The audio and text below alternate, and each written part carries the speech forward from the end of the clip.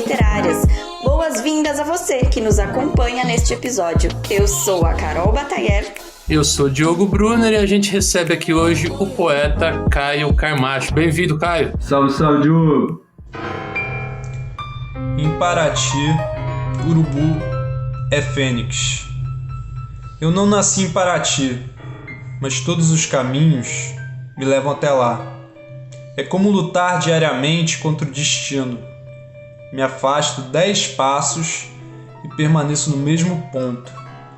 Existe a gravidade e existe a teimosia, que atraem mais do que repelem. Um corredor de espelhos com diversas portas fechadas. E você, entre milhares de opções, escolhe a mesmíssima maçaneta. Talvez seja memória genética ou medo de cair de vez no mundo. Até porque, o que é o mundo senão a sua negação? Qual o motivo de tresvariar com espaços inexistentes à noite, as vozes dos amigos ecoando na sua, essa paisagem pictórica previsível, essa úlcera incurável, a cidade que é um grande bairro, uma amostra do pior e do melhor do mundo, e que a cada ano expulsa seus moradores para receber novos admiradores? Que útero materno te convida ao regresso? Capelinha, Pontal, Santa Rita, São Gonçalo, Mangueira, Ilha das Cobras, Curisco, Penha, Sono, Trindade. Em que parte da sua geografia perdi a minha vida? Martim de Sá, Ponta Negra, Cajaíba, Corumbê, Paraty-Mirim, Saco Bravo, Mamanguá, Tarituba, Jabaquara, para renascer das cinzas.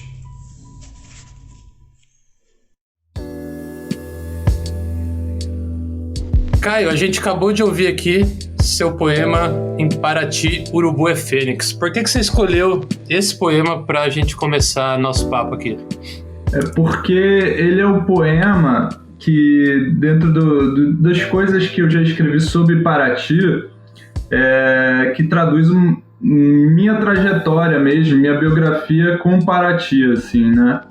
Porque tem um lance de, tipo, como eu vim de outra cidade, né? Eu nasci em São Paulo e meu diálogo com Paraty é um diálogo que acontece desde criança, porque minha mãe era professora, é caiçara e tudo mais, ela era da cidade, então não era um destino só de férias, era uma coisa que eu cresci com as pessoas daí, mas, no entanto, tinha essa coisa de não ser nascido, né? Não ser uma pessoa natural mesmo, assim, e tal. Então sempre teve essa coisa que se esgarçou mais na época da faculdade, quando eu tive que sair de Paraty para estudar. E daí ficava essa coisa de tipo, você é de Paraty e tal, aí já vinha uma explicação embutida no meu discurso, né? Eu nasci em São Paulo. Aí parecia que tudo que eu falasse em seguida ninguém ouvia, sabe? E na verdade eu sempre me senti paratiense. Minha identidade assim mesmo eu me identifico muito com as pessoas de Paraty, com o estilo de vida de Paraty, assim, sabe? E você saiu pra estudar, cara? Foi. Eu tive quando eu estudei, aí já começa, eu acho que eu nunca, aquela coisa arquivo confidencial, né? Eu estudei no Sembra, fiz meu segundo grau no Sembra, né? Porque assim, a gente morou em São Paulo até eu ter uns 14 anos, por aí. Eu fiz o primeiro grau em São Paulo. E como minha mãe já tinha, nossa família de Paraty e tal, a gente migrou. A gente acabou indo para Paraty para se fixar, né? E aí eu estudei no Sembra, estudei na sala do Flavinho de Araújo, poeta também. Flávio de Araújo, que já esteve aqui com a gente também no podcast. Sim, a gente fazia as loucuras juntos, assim. E daí, quando eu concluo o segundo grau, eu fiquei um pouco nessa geladeira, assim, sem saber um pouco o que fazer. Meus pais divorciados e meu pai morava no interior de São Paulo, Piracicaba, para ser mais exato. E aí ele fez esse convite de eu vir estudar. E daí eu troco, né, as cidades, né? Tipo, eu saio do interior, né, do sul fluminense e tal, que apesar de ser interior é muito aberto, né, por ser turístico ao que é de fora, e venho pro interior do interior mesmo, para aprender a simplicidade, apesar de Piracicaba ser uma cidade grande, assim, eu acho. Mas tem um trato diferente, assim, também. É tipo, aqui as pessoas são bem simples. Mas depois você ainda volta a morar aqui, né, cara? Sim. Eu termino a faculdade, eu não fiz letras, eu acabei fazendo comunicação, né? E, enfim, depois que eu termino a faculdade, eu fico ainda um tempo aqui sem saber muito bem o que queria da vida, em Piracicaba. E daí conheci minha companheira nesse período, mas também aconteceu da minha mãe adoecer assim tal, em Paraty. E aí eu fiquei nesse dilema, porque enquanto eu morava em Piracicaba, né, quando eu estava aqui, eu ficava pensando, falei, nossa, uma das coisas que acho que tem essa coisa da perda, né? Você tem sempre medo de perder alguém, né? Estando longe, assim, né? Eu acho que a pessoa que está em outro país deve ter alguma coisa parecida, né? Você, por exemplo, você mora em outro país, imaginar como é que seria se seus pais morressem se você não estivesse próximo, assim, né? Perto. E a minha mãe adoeceu e aí eu vi que eu tinha que remanejar minha vida para Paraty, assim, tocar minha vida em Paraty de novo, voltar independente do que acontecesse, porque minha mãe tinha uma coisa maior assim com ela. Minha mãe, tipo, tanto para mim como para os meus irmãos, assim, a minha mãe, ela criou a gente sozinha, entendeu? A minha mãe foi mãe solteira, mãe guerreira aí, e nós éramos 4 homens, 4 moleques, entendeu? Então, assim, a gente sempre soube dos perrengues, assim, então, tipo, eu não podia ignorar, eu tinha que voltar e tinha que dar uma moral, né? E aí eu voltei. E aí foi que eu me reencontrei, tipo, coração, mente, tudo novamente com Paraty, que era um negócio que eu tinha, não perdido, mas alguma coisa tinha mudado, né? Por causa essa coisa de estudar, voltar e tal, aquela coisa do bom filho, a casa em torno, né? Eu voltei mais boêmio, voltei mais boêmio do que nunca, voltei... Ainda bem que eu conheci a Andressa, que é minha companheira, porque eu acho que eu estaria mal de saúde hoje em dia, né? Se ela não tivesse me salvado. Paraty é uma cidade linda, mas muito autodestrutiva, né? Muito boêmia, né? Sim. E que ano que era isso, cara? Foi 2007 até 2010 que eu voltei em Paraty. E nessa trajetória toda, cara, que você tá falando aqui, a literatura já tá presente o tempo todo? Então, a literatura, no meu caso, ela veio tarde, assim, ela veio com a faculdade, assim, Diogo. Porque, assim, quando eu era moleque, eu era uma criança meio esquisita, assim. Eu gostava muito de quadrinhos, sempre gostei. Não gostava dos quadrinhos convencionais, assim, eu gostava muito de Chiclete com Banana. Eu sempre fui fã do Angeli, né? Tinha um lance também de ler Playboy, porque anos 90 tinha essa coisa da Playboy, né? A galera, todo mundo consumia, etc e tal. E o que eu lembro, vagamente, com exceção dos livros que a escola pedia, aqueles livros de lei, né, que eu não gostava particularmente, vestibular, né? Eu não gostava, eu achava que uma criança não conseguiria absorver um Machado de Assis. Até hoje eu acho isso, sabe? Eu acho que é exigir demais, assim. Enfim, naquela época, o que eu li de literatura, tipo, digamos, literatura que eu considerava livro e tal, foi Coleção Vagalume. Pra mim foi um negócio que é geracional, né? Tipo, todo mundo, acho que da minha época, meio que leu, assim, e muitas pessoas gostaram daquilo. Eu era um cara que lia tudo, assim. Ali também Tintim, e coisas assim, mas eu já considerava meio que gibi, porque era tudo ilustrado, né? E aí, quando eu entro na faculdade, eu fiz publicidade, né? Tem um lance que é muito engraçado, porque eu escolhi meio que sem saber o que ia ser, sabe? Eu escolhi meio que na... tipo, meus amigos que eram de Paraty, saíram de Paraty, foram fazer mecatrônica, assim, engenharia, elétrica, etc. E, cara, não tinha nada a ver comigo, assim, e eu tava muito perdido nessa questão de escolha. Aí um que fez publicidade foi um cara que falou, eu fiz e achei legal. Eu achei essa resposta perfeita, falei, vou fazer publicidade. E aí foi totalmente aleatório, sem saber nada, fui, me inscrevi, fiz publicidade, e quando eu tava fazendo o curso eu vi que era uma furada, assim, porque é exatamente o que eu não... Eu fui mais movido pela questão de eu gostar de quadrinhos, de gráfico, de desenhar e tal, pela questão visual, do que pela questão da publicidade mesmo, do que servia, para que era. E aí, mas a faculdade que eu fiz tinha uma biblioteca muito boa, assim, e eu lembro que o primeiro trabalho de faculdade que eu tive que fazer, eu fui até a biblioteca pegar o livro que era relacionado à área de marketing e tal, e não tinha, lógico que não tinha, porque todos os bichos, né, deviam ter ido lá e pegado o livro e tal, e não estava disponível. E aí eu fui explorar a biblioteca, e aí eu fui direto em literatura brasileira. Quando eu cheguei em literatura brasileira, eu dei sorte de ter lembrado, entre as coisas que tinham lá, de um nome. Eu tava vendo umas coisas e tal. Quando eu tava em Paraty, eu trabalhei do lado do ateliê de um cara, e na época ele tinha falado, um cara que você tem que ler é George Maltner. E, cara, morreu ali. Eu tinha uns 14, 15 anos quando o cara falou isso. E aí, quando eu cheguei na faculdade, eu encontrei um livro do Maltner lá.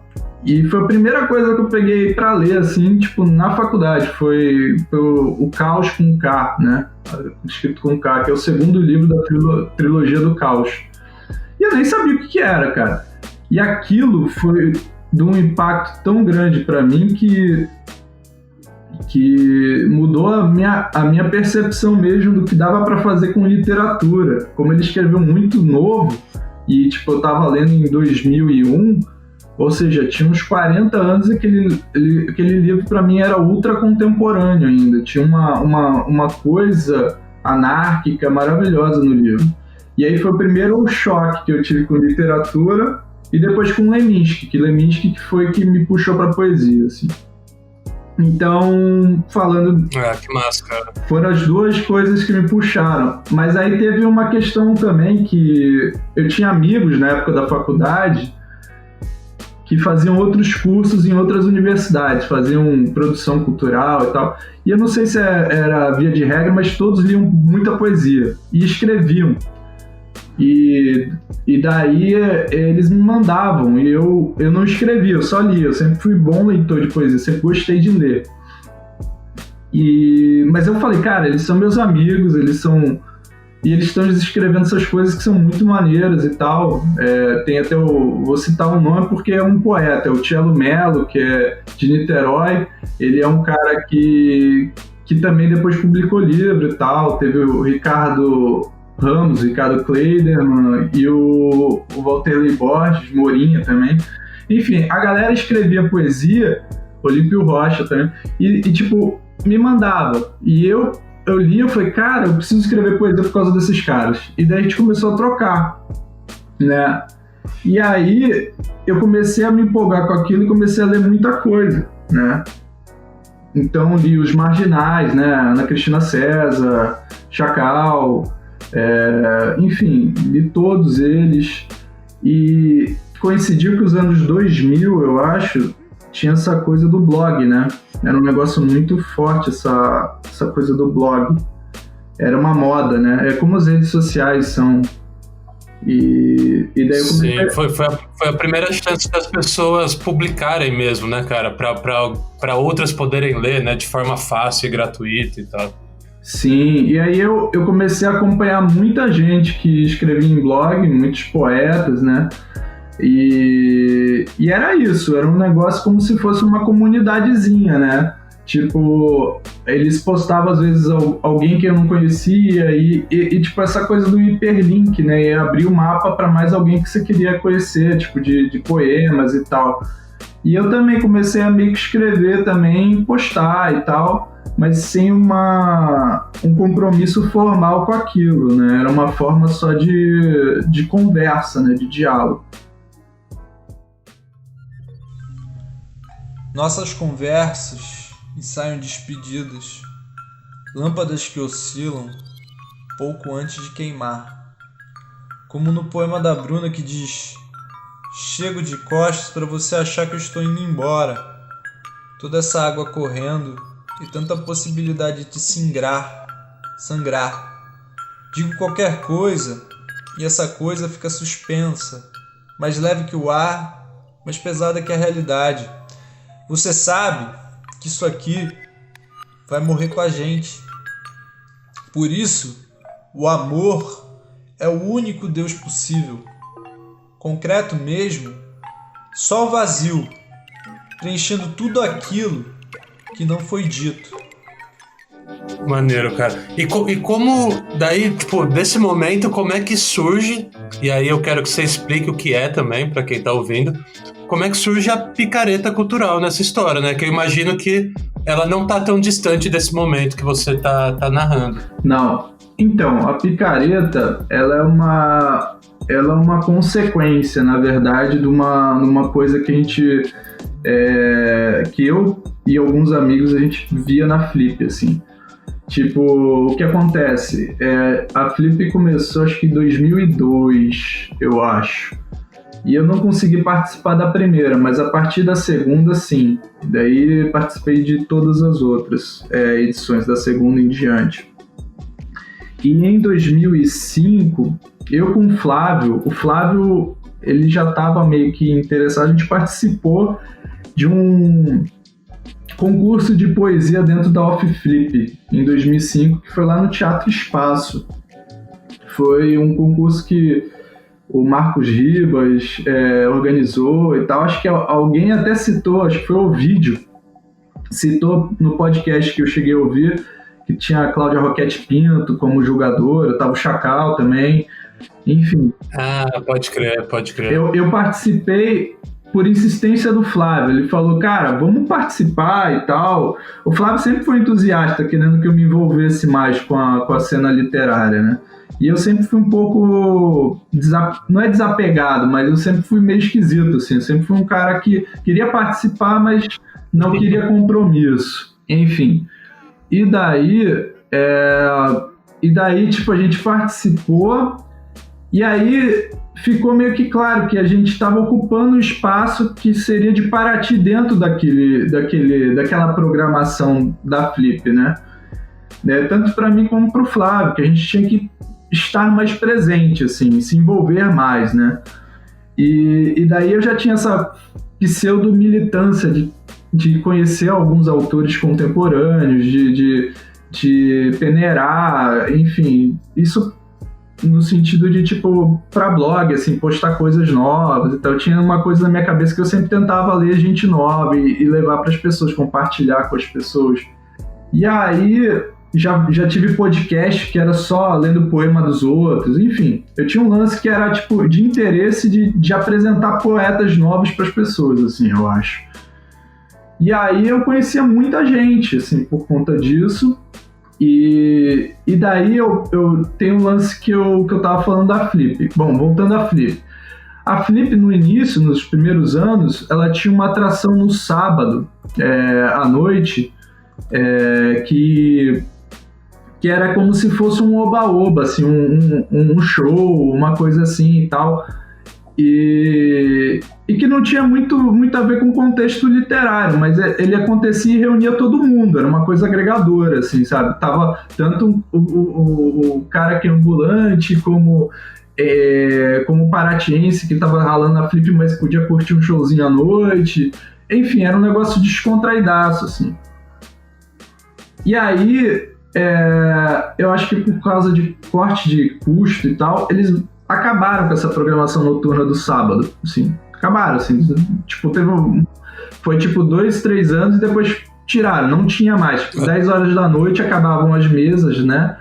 Quando era só a flip principal, digamos, né? Que era a atração principal mesmo. E aí cada pessoa ficava tipo esses zumbis, assim, nesses espectros pelas ruas da cidade, caçando alguma coisa pra fazer, né? E eu achava muito broxante, na real. E aí, quando eu voltei pra Paraty, por conta daquele lance da minha mãe que eu comentei e tal,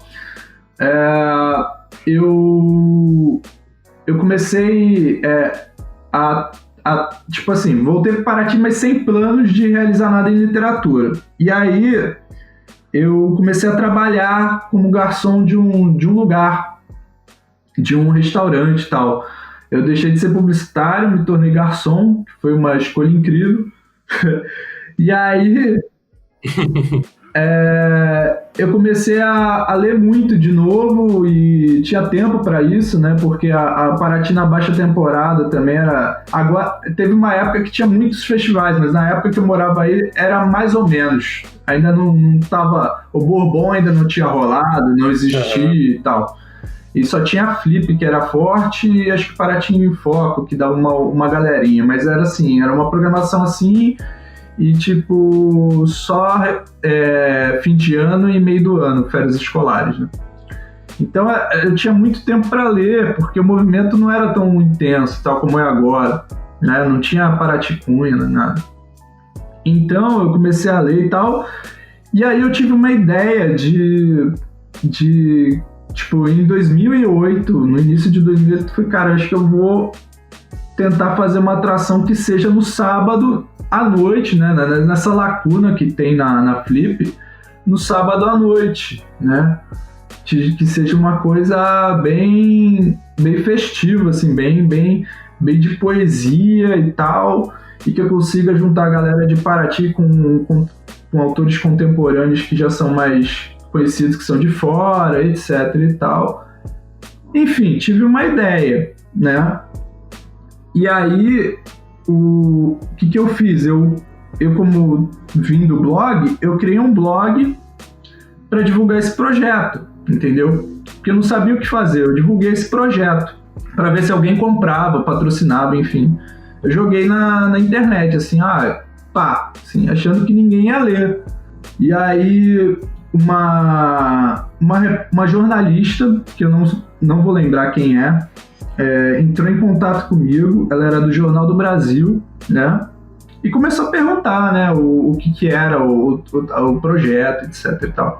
Ela falou, uma coisa que eu pensei, juntar os autores de Paraty com autores de fora, etc e tal, ia ser assim, assim, assado. Enfim, expliquei para ela e falei, estamos procurando captação, estamos querendo transformar isso em realidade e tal. Não sabia no que ia dar, né? E achei que ela fosse fazer uma divulgação bacana pra, tipo, ajuda aí, né, e tal, né? E, na verdade, ela vendeu como se a parada já tivesse certa, com os autores que eu citei.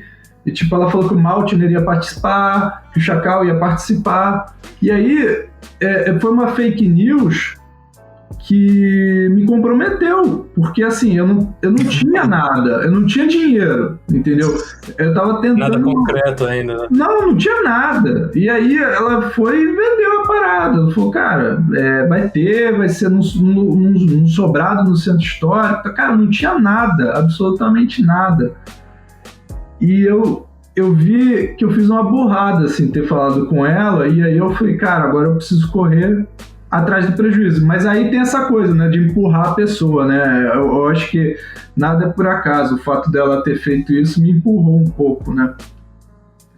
E aí eu comecei a me mexer, assim. Eu trabalhava nesse restaurante e aí eu comecei, tipo, guardar dinheiro e tal. Coincidiu que rolou em Paraty, você sabe, né?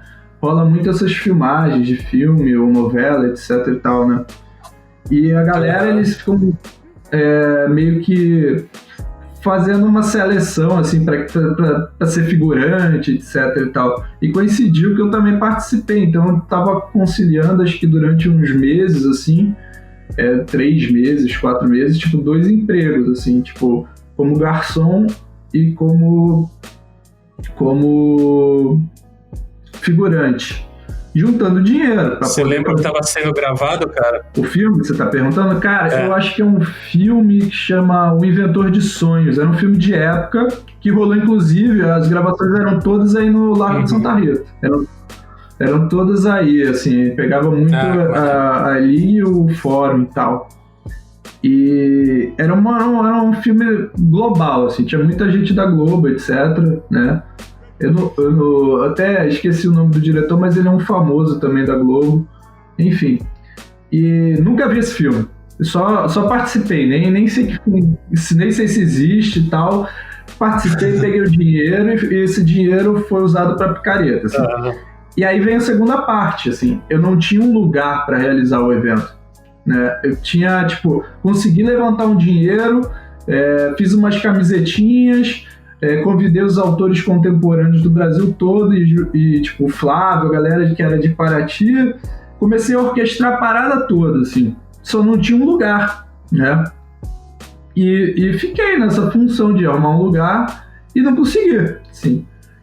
E aí vem a parte que é a parte que mais me emociona, assim, que traduz a alma de Paraty, assim. Eu tô falando isso, parece forçoso, mas é verdade e é bonito.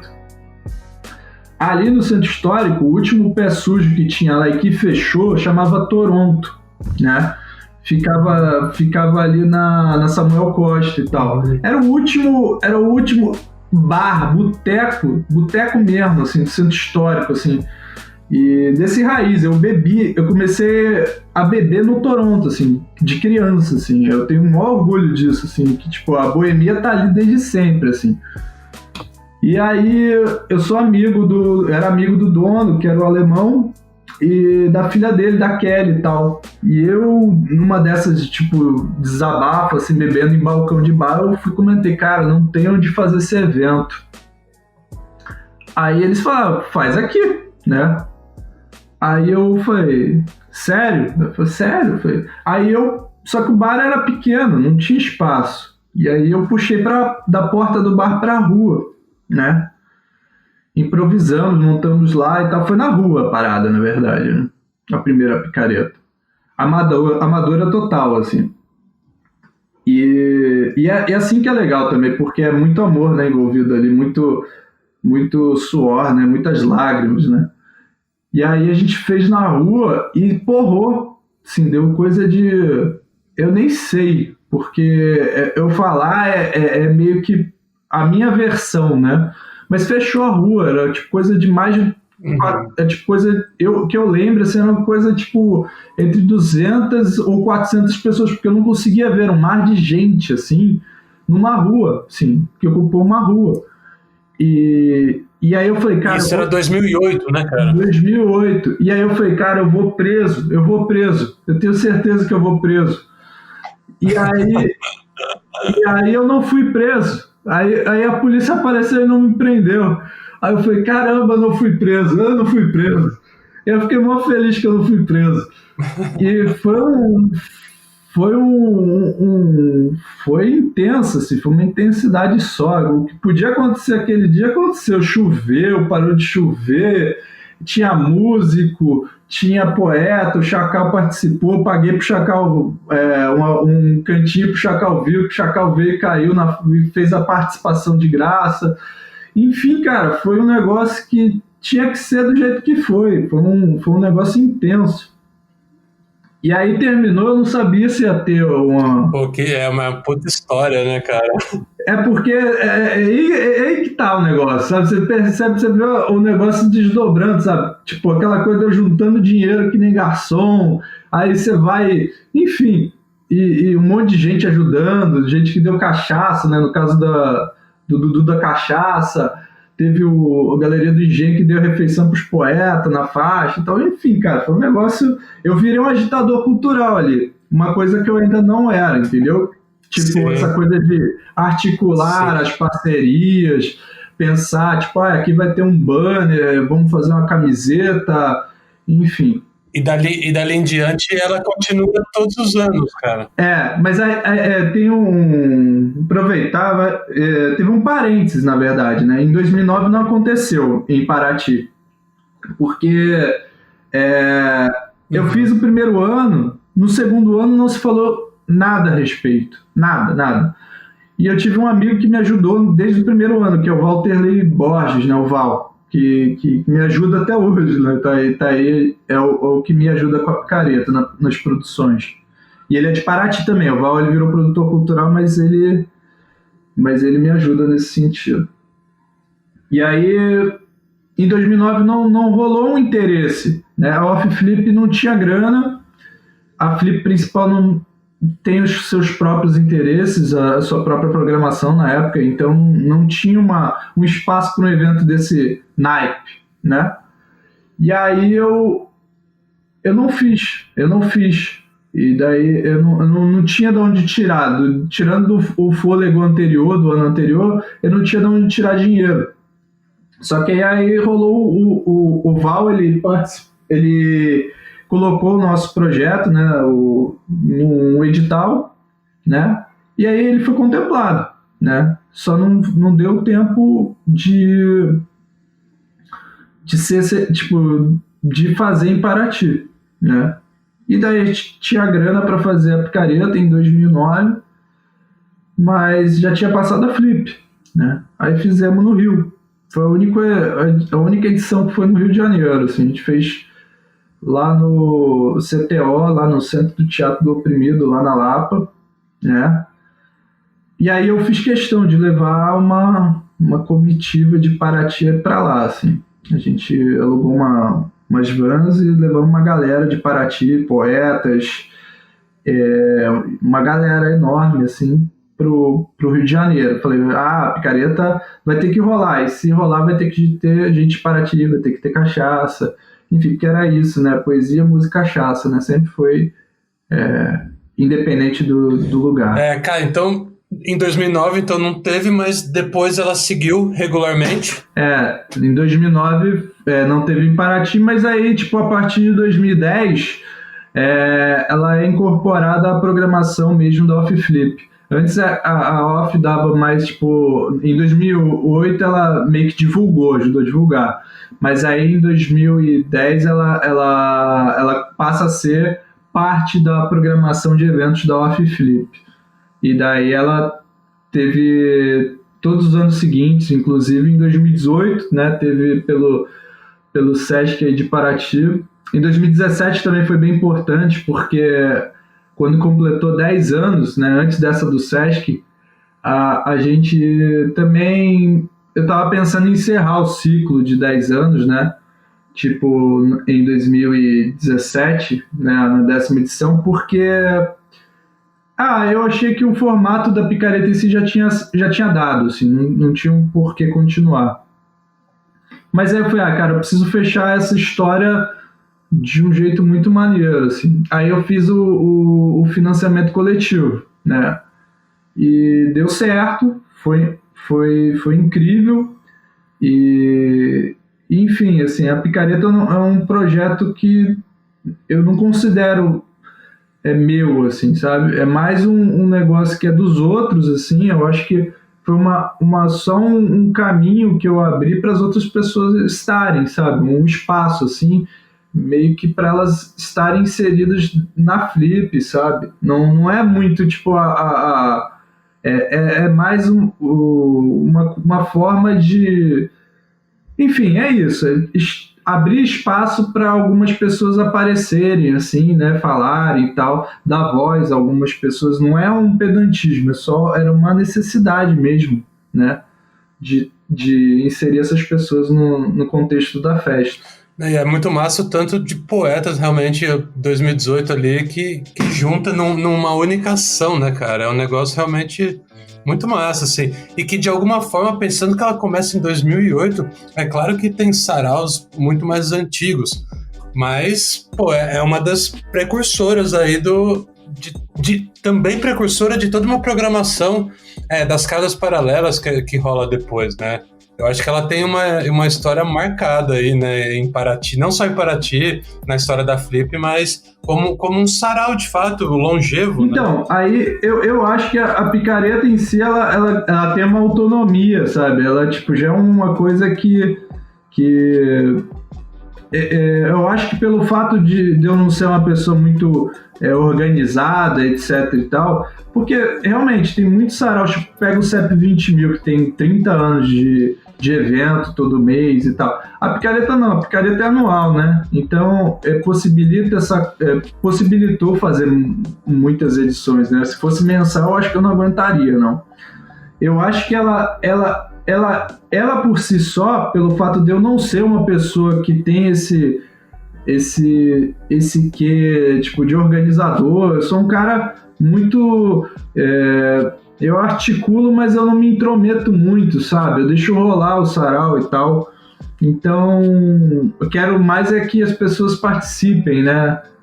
É até ruim quando você faz isso também, porque você... o sarau, por exemplo, tem um horário para terminar às vezes, né? E você vai sempre empurrando, né? Vai jogando um pouco essa margem sempre para frente, né?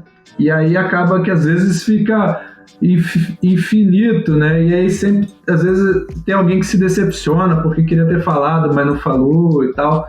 Mas assim, na medida que dá, a gente faz para caber todo mundo, né?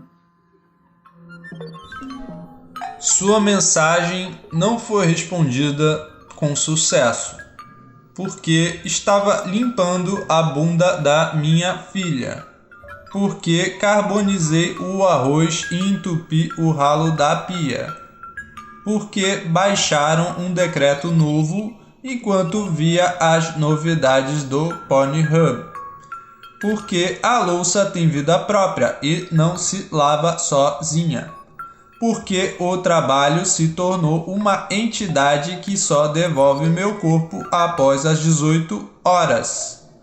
Porque o aspirador virou uma extensão inoxidável do meu corpo. Porque empalava mentalmente meus vizinhos patriotas. Porque não consigo digitar nadação. Porque tentei ler Ulisses do Joyce e dormi novamente na primeira nota do tradutor. Porque a instantaneidade tecnológica é incompatível com minha roupa suja. Porque a umidade da parede agora tem crateras lunares que lembram os rostos das celebridades. Porque vi e fiz que não vi. E agora estamos aqui. Afinal, o que você quer? Tipo, você acompanhou os primórdios, né, da Flip, quando nem tinha essa programação paralela toda e tal. E mesmo você, assim, não morando mais aqui, você tem essa relação muito estreita com Paraty, né, cara? Como que você avalia nesses anos todos, no sentido mesmo de pensar a literatura em Paraty, de repente a formação de leitores? Como que você avalia a Flip em relação à cidade, cara? Então, como eu morei aí quando era criança, né, adolescente, eu tenho essa visão de como era antes da Flip, durante a Flip e agora, assim, né, esse momento, esse presente, né. Tipo, antes da Flip, a cidade, ela eram tipo os escritores que já, os Exito, eram os escritores que estavam mais assim, tipo, no jornal e tal, mas eram pessoas pontuais, era o T. Milton, era o Zezito, enfim, eram pouquíssimos. O Flavinho, ainda novo, bem antes de publicar livro, também escrevia no jornal, tinha uma coluna, tinha o Jorginho Miguel, que era o cara do jornal também, enfim, tinha, acho que eram pouquíssimas pessoas, sabe? Que tinha o Zé Kleber, que não é da minha época, né? Eu era, tipo, quando ele faleceu, era, acho que 89, acho que ele faleceu, eu era um moleque, acho que foi isso. Enfim, nossas referências eram muito distantes, assim, né? E aí, quando eu morei em Paraty, eu acho que a minha referência mais próxima, assim, de poeta, assim, de contemporâneo foi o Flávio mesmo, assim, que eu estudava com ele na escola, e o Flávio ele era um tipo esquisito, assim, tipo esquisito mesmo, sem exagero, a gente era esquisito, eu era esquisito, mas ele também era, que tinha um lance de tipo, Caio, na hora do recreio, vamos na biblioteca? Daí ia na biblioteca e ele ficava lendo em voz alta, assim, pra mim ou pra mais um, Baudelaire, sabe? Era uma parada muito estranha, assim, você com 14, 15 anos lendo Baudelaire e tal. O Flávio eu acho que é um pouquinho mais velho que eu, devia ter uns 17, 18 por aí. Mas, acho que 17 por aí. Mas era tipo, totalmente anacrônico a parada, sabe? Não tinha um... Então ali não tinha... Pra mim aquilo ainda não tinha... A poesia não tinha me chamado, me pegado no laço. Então assim, enfim, eram figuras raras assim na cidade, nesse cenário de poesia. Aí vem a Flip. Com a Flip chegou o Ovidio, que o Ovidio até então não tava na cidade, né? E daí começa, acho que a partir do Ovidio, a desenrolar algumas pessoas e agregar também e tal, dentro desse universo da Off Flip, né? Que acho que as pessoas que eram mais chegadas em literatura começaram meio que na cidade, começaram a chegar ali na Off Flip, virar o núcleo da Off Flip. E eu tava vendo isso tudo, entendeu? Mas ainda tava fora da cidade. Quando eu tipo, mas vindo todo ano para todas as flips, fazendo picareta depois e tal, mas enfim, quando eu venho morar efetivamente, eu já vejo uma cena se construindo, né? Tinha o Sarau da Lua Cheia, que era feito no Sebo Paraty, do Daniel, já rolava, reunia umas pessoas. Existiam ações, o Ramon fazia umas coisas também na casa dele, Ramon Subira, né, que é um espanhol que radicado em Paraty, sabe? Não sei se você sabe, que mora no Caborê. Não, acho que ele não conhece, não, cara. Paraty é maravilhosa porque tem esses tipos folclóricos assim. E o Ramon era um desses caras que ele morava numa casa sobrada ali no Caborê e a parte de baixo era o bar.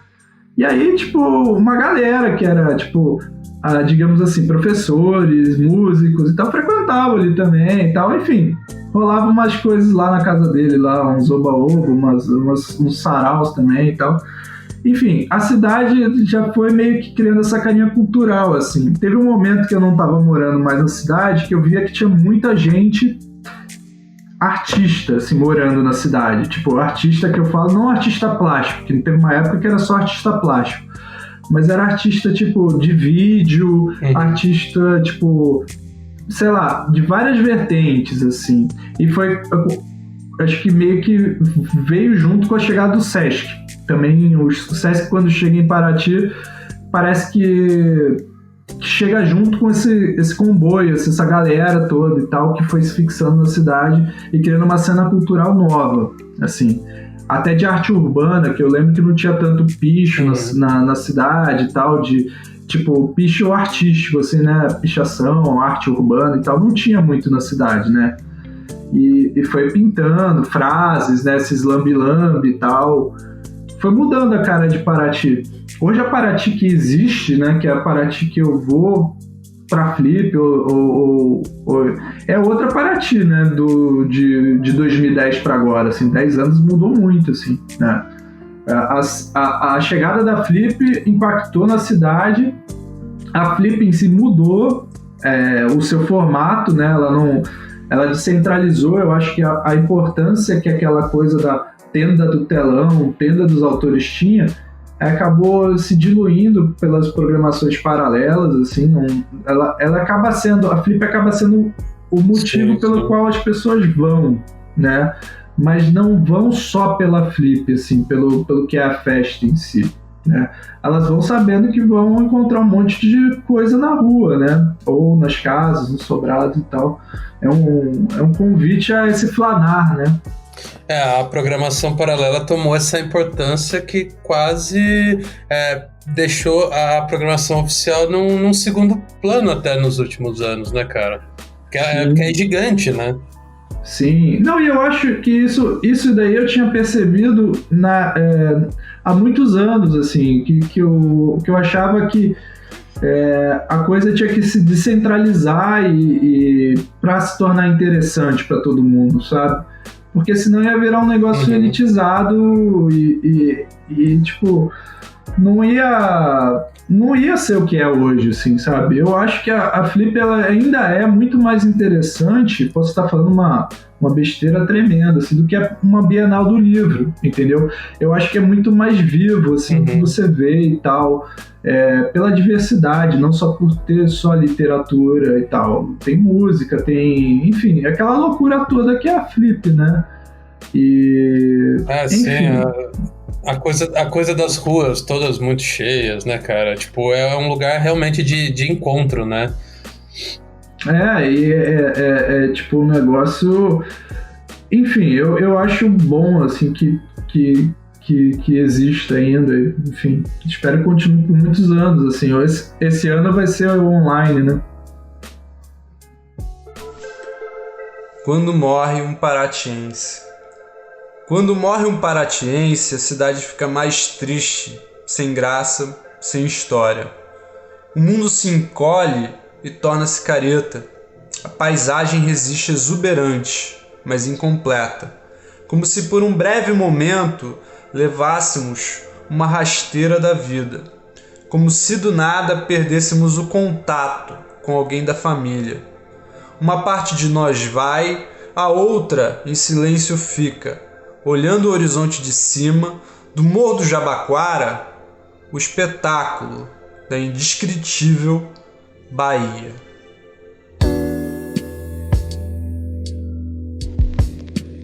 Mas, Caio, eu queria falar, cara, saindo da Flip um pouco, mas, enfim, ainda não saindo totalmente. Eu tava, né, fazendo uma pesquisa aqui para falar contigo e tal, aí eu vi uma entrevista sua de 2008, que é o primeiro ano da Picareta, né, que você fala ali que você não se considera escritor naquele momento, né.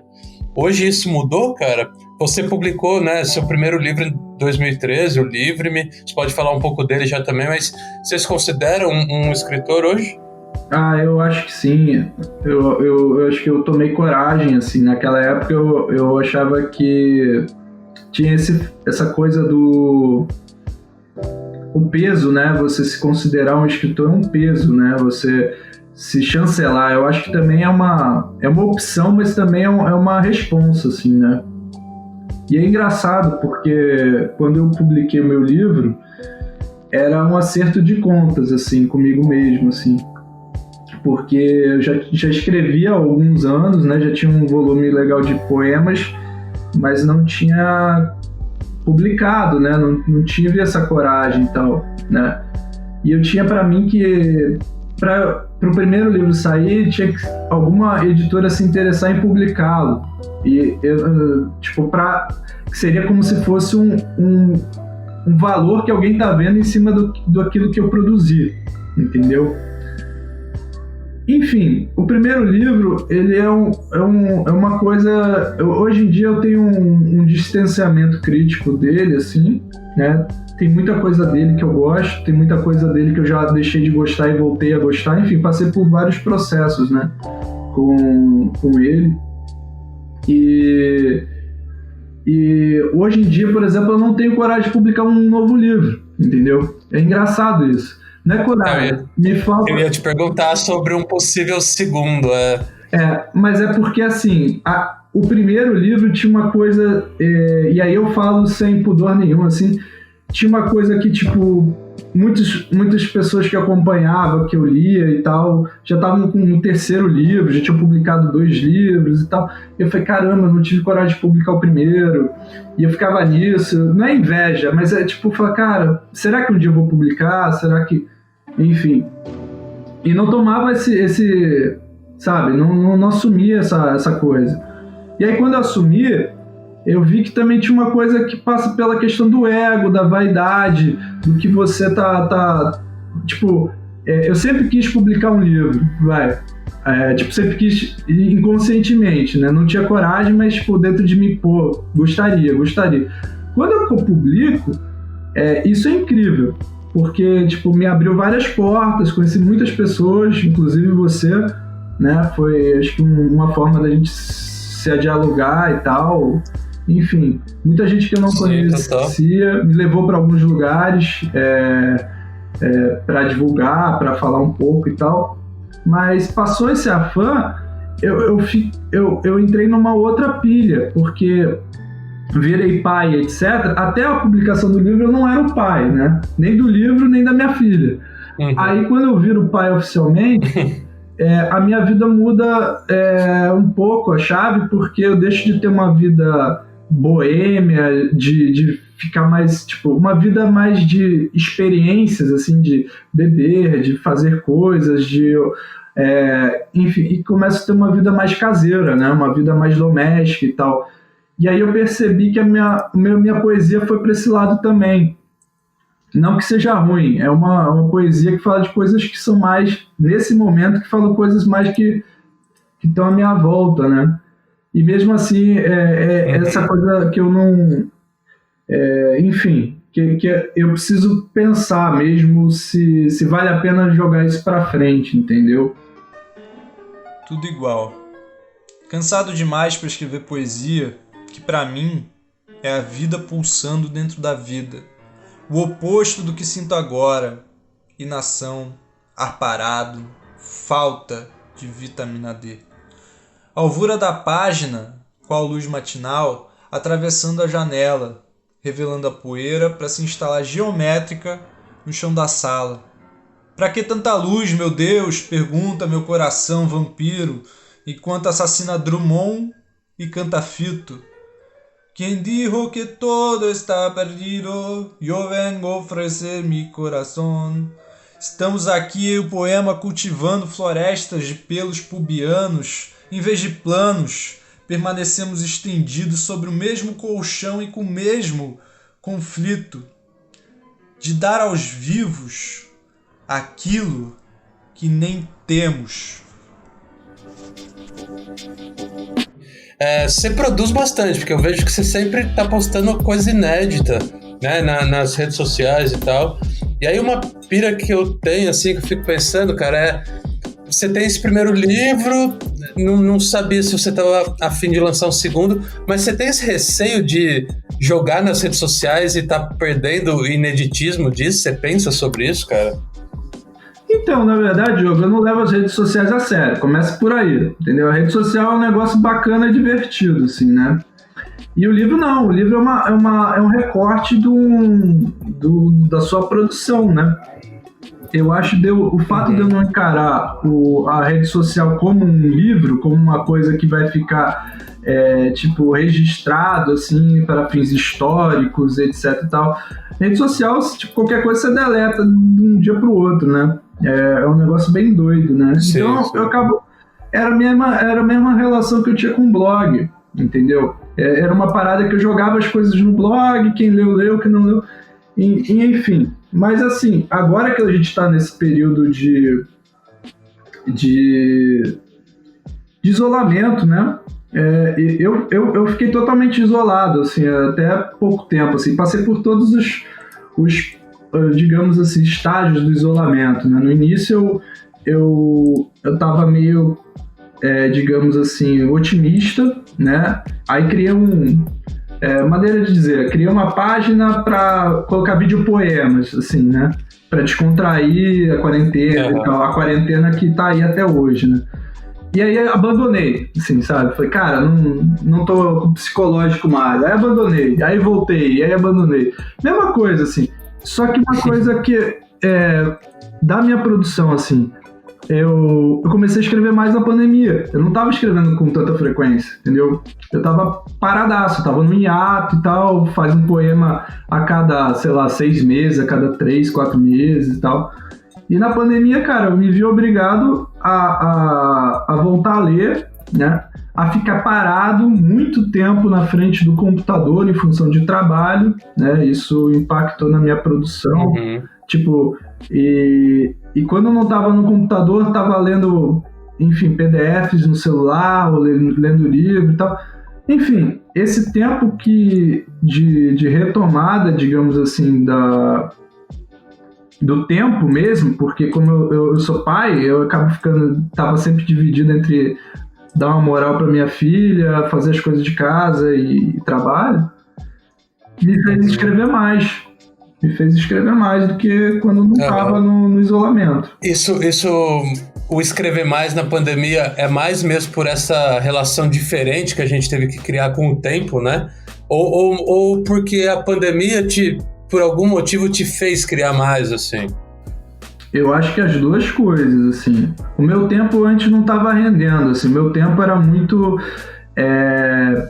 mais de resolver coisas, né? Não era um tempo de reflexão e nem de leitura, de aproveitamento, assim, no sentido literário e tal, né?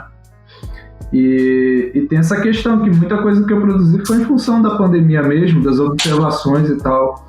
É inevitável, né? Tipo, você tá ali, você não sabe quando isso vai acabar, se vai acabar, né? Tipo, no meu caso, eu morava num apartamento que não tinha nada, era tipo um aquário, então a sensação que eu tinha é que eu era um ET, porque eu ia até a janela e via todo mundo levando a vida normal, entendeu? Eu acho que a galera de Paraty deve ter um pouco isso também, porque pelo fato de ser turística, você pode estar em casa, a cidade tá porrada de turista, tá cheia de turista, porque, né, depende disso e tal. Total. E é tipo, o que a gente está vivendo, o que a gente está experienciando, né, e tal. Então, foi a questão do tempo, desse tempo que eu não dedicava, né, à literatura, somada à questão do tema vigente, que é o isolamento, que é a pandemia e tal, que acabou indo parar nos poemas também. Assim, não gosto de só falar disso, mas acaba que às vezes descamba um pouco neles. Sim. Assim. Cara, e voltando no Livre-me, seu primeiro livro, né? Tem uma pegada lúdica em algumas poesias, né, cara? Alguns poemas. Até acho que a abertura do Marcelino Freire, ele fala talvez um pouco disso também. Você tem essa relação com o humor mesmo, cara? E da onde vem isso? Outro dia alguém me falou isso. Eu acho que foi um poeta. Eu vou até procurar depois, mas enfim. O Livre-me em si, ele tinha uma coisa que é diferente dos meus poemas atuais. Eu acho meus poemas atuais um pouco mais amargos, assim. O Livre-me era mais leve, né? Ele falava de coisas que às vezes eram chatas de falar e tal, coisas que são de opinião, mas de jeito bem leve, bem despojado, assim, bem descontraído, né? Falo, por exemplo, tem um poema até que tá aí no meio da seleção, que é o Lição 100% Algodão, que foi um poema que para mim foi um poema difícil, assim, de ter escrito e que entrou no livro, porque é um poema que falava da questão da morte da minha mãe, por exemplo. Que quando a minha mãe faleceu, eu fiquei meses sem escrever. Fiquei meses, assim, 6 meses, sei lá, um tempo, assim, sem escrever nada, absolutamente nada, sem querer ler nada e tal. E quando eu parei para escrever, saiu esse poema, assim, e saiu do jeito que ficou, do jeito, não mexi em nada, assim, saiu daquele jeito e tal.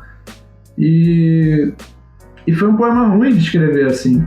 E aí eu percebi que alguns poemas lá são meio que, não são indiretas, assim, mas são formas de desabafo, assim, que estão lá. Outros não, outros são engraçados mesmo, porque para mim essa coisa do... Quando você consegue fazer o truque, para mim, isso o Leminski tirava de letra, o Chacal, principalmente, falar uma coisa punk de um jeito leve, né? Você está dando pulo do gato, na minha opinião. Você está agregando alguma coisa do mundo. Eu falo disso por causa dos poetas que são mais amargos e tal, falam a vida como ela é às vezes.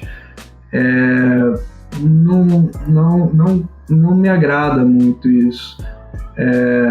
O poeta que me entrevistou, que eu tinha falado disso, foi o Felipe Nascimento, tá? Só para constar aqui. Gente boa, me entrevistou outro dia. E daí eu falava disso, que o livro ele faz um recorte da minha vida boêmia, das experiências, de tudo que eu passei, assim. Os poemas do Livre-me de 2013 para cá, eu acho que são poemas mais de amadurecimento, dessa questão de encarar a vida de um jeito mais sério, talvez, essa coisa da paternidade, enfim, de um jeito mais humano também, assim. Eu acabei virando quase não falo um poeta panfletário, assim, mas assim, tem muita coisa que eu falo que é como se fosse tipo uma notícia de jornal, sabe? Coisas assim que eu acho denúncia e tal, entendeu? Mas não sempre. Eu gosto muito de humor, assim, eu não sei se eu sou engraçado, mas eu gosto muito de escrever de um jeito mais de boa, assim. Lição 100% algodão. A mãe adoeceu, não teve jeito. Aprendeu sozinho a lavar as próprias roupas. Desde então, nunca mais tirou da cabeça as pequenas coisas importantes. A mãe, o alvejante. Cara, a gente tá já com o tempo avançado. Eu queria te fazer a última, que é uma pergunta que a gente sempre faz aqui. Não sei se em algum a gente não fez, mas a gente costuma fazer, que é: quais são, se é cada dia mais difícil falar isso, cara, mas quais são seus prognósticos para quando tudo isso passar, seja para literatura, seja para vida social como um todo? Como que você vê aí esse pós-pandemia, cara? Essa pergunta aí eu sempre fiquei com medo de responder, porque é um negócio meio mãe de Ná, né? É complicado, porque assim, eu acredito, por estar em outra cidade, outra cidade que eu falo, não está em Paraty nesse momento, né? Mas que as coisas mudarem e as pessoas não querem aceitar isso, assim, sabe? Eu acho que as pessoas só colocam uma máscara e vão pra rua. E eu acho que enquanto a gente começar a tentar resgatar uma coisa que é passada, ainda que seja necessário a gente ter esse não pode viver também no isolamento eterno, né? É muito complicado a gente pensar o que vai ser a literatura. O que eu acho que, assim, as coisas elas mudam, assim, né? A literatura ela tá se ajustando, ela vai se ajustar ao novo discurso, às novas tecnologias, às novas mídias e tal, né? Isso tudo se adapta, né? O ser humano ele se adapta e tal, né? A qualquer circunstância. Acho que é por isso que a gente está vivo até hoje, né? Mais do que as outras espécies. Enfim. Eu acho que, cara, muita coisa vai mudar, mas vai ter essa resistência ainda, sabe, das pessoas, assim, que a gente quer voltar o que era antes do isolamento. Parece que virou um privilégio, sabe? Tipo, a vida que a gente tinha de poder andar livremente pela rua e tal, fazer as coisas, virou um privilégio, sabe? Trabalhar virou um privilégio, sabe? Tipo, você poder trabalhar de casa é um privilégio, porque se você não tem grana, você tem que fazer seu corre na rua Então, trabalhar de casa virou... Então, tudo tá virando, tipo, uma outra coisa, sabe? A literatura, acho que não vai ser diferente. Eu acho que várias outras coisas vão surgir a partir desse momento. Posso estar redondamente enganado, eu adoro estar errado em tudo, assim. Gosto que as pessoas falem, cara, você errou. Eu falo, obrigado. Porque as projeções são sempre meio realistonas, assim, né? Elas não são positivas. Eu não vejo melhores nas coisas, sabe? Eu sempre vejo umas coisas, tipo, faz assim ou é para baixo. É nesse nível aqui que vai seguir ou vai piorar um pouquinho, sabe? E eu não quero pensar assim. Eu não quero ser essa pessoa. Total. Cara, te agradecer muito de ter topado participar aqui com a gente. E foi legal demais. Valeu. Eu agradeço super. Não sei, eu tava tão ansioso e acho que muitas das coisas que eu pensei em falar nem falei, assim. O que é bom também. Não, faltou tempo para as perguntas que eu pensei também, cara. Então, acho que bom que significa que fluiu, cara. Diogo, valeu. Obrigado pelo espaço. Obrigado, Sesc, também, tá? Valeu então, Caio. Obrigadão, velho. Eu agradeço, em nome do Sesc Paraty e em nome dos nossos ouvintes. Esse foi mais um episódio de Conversas Literárias, o podcast de literatura do projeto Sesc Paraty em Rede. E nós temos novos episódios às terças-feiras. Até a próxima!